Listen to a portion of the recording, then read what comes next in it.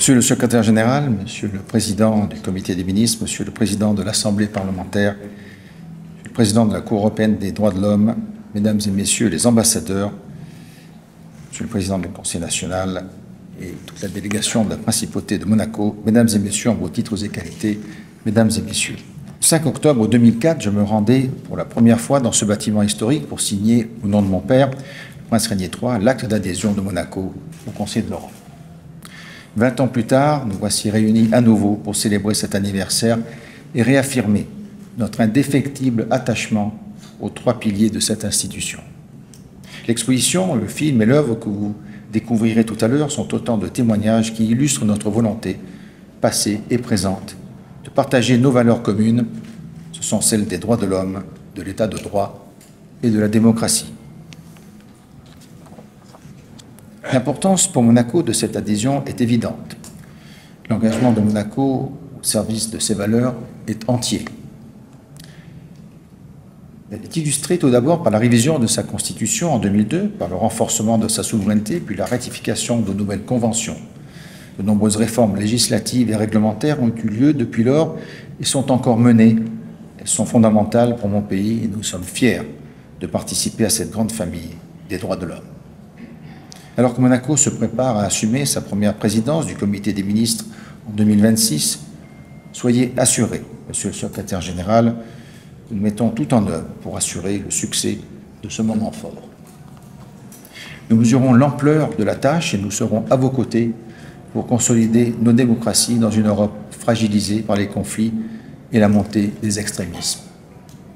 À cette occasion, j'ai le plaisir de vous annoncer que Monaco accueillera la conférence des ministres des Sports en 2026. Ce sujet, comme vous le savez, est l'un de ceux qui me tiennent particulièrement à cœur. Cet événement sera donc l'occasion de promouvoir la bonne gouvernance, l'égalité de genre ou encore la protection des enfants contre les abus sexuels dans le sport et la notion toute importante de la paix par le sport.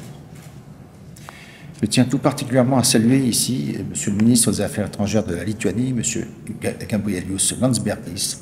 Je le remercie de son engagement dans le cadre de son actuelle présidence du Comité des ministres.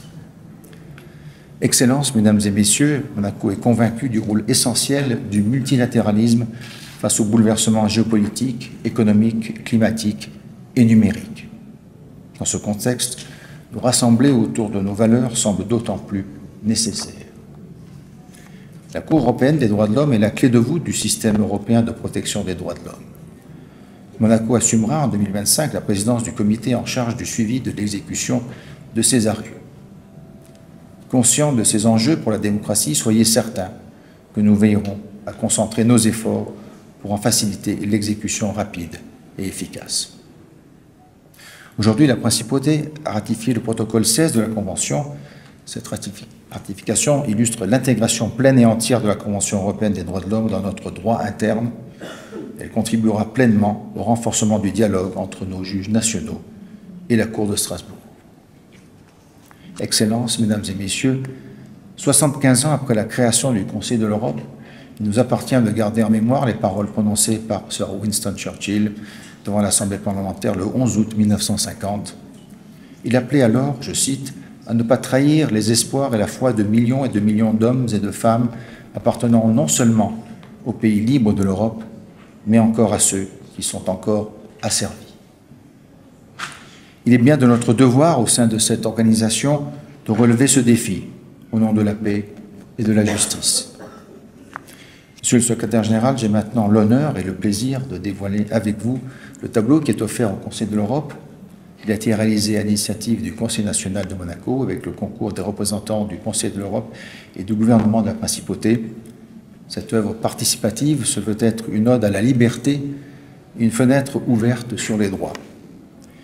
J'invite à présent l'artiste, M. Wanties, à se joindre à nous pour ce dévoilement. Je vous remercie infiniment.